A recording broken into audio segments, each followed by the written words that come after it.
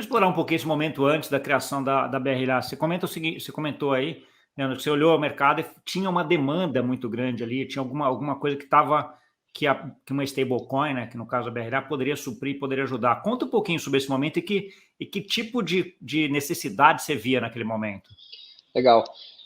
Assim, acho que parte do trabalho de research que a gente tinha aqui, né, era muito de conhecer founders de cripto e entender um pouco de como enfim, as soluções estavam sendo criadas aqui no Brasil e, enfim, se aproximar um pouco mais aqui do mercado para aprender mesmo, né, e o que a gente via é que muitas das empresas, né, de tokenização ou empresas que estavam construindo soluções, eles faziam stablecoins, ainda que não marketeassem isso, né, era uma solução só interna, gerencial, para conseguir fazer o settlement das transações, para conseguir receber dinheiro dos usuários, conseguir fazer pagamentos ali entre esse mundo off-chain e on-chain, né? Então, tem alguns casos, né? A AmFi depois colocou isso também como um projeto externo. A Leak, por exemplo, também tem uma stablecoin interna lá dentro das operações deles. A gente foi meio que entendendo que tinha esse espaço. Só que stablecoin é um business muito de network effect, assim, né? Então, dificilmente você teria,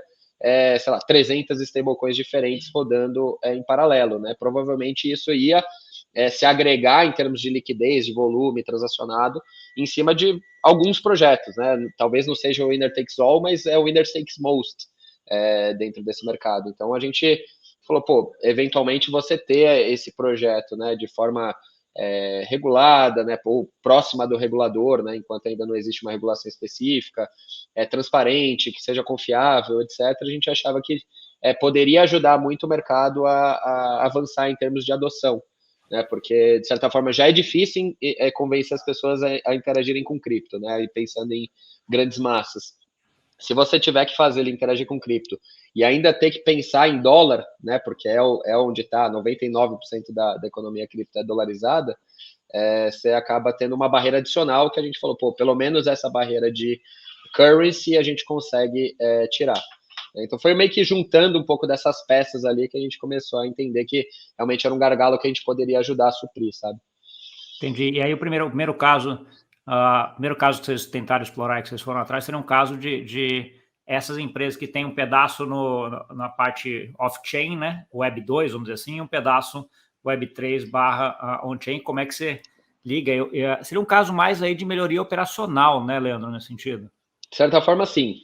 A gente vê que tem muita empresa que tem essa interação dupla, né, on-chain e off-chain, e é um caos, assim, as APIs bancárias do mercado tradicional são horríveis, tudo funciona muito pior, assim, por exemplo, uma que a gente fazia muito na comparação do fundo era a API da Binance contra a API da B3, por exemplo.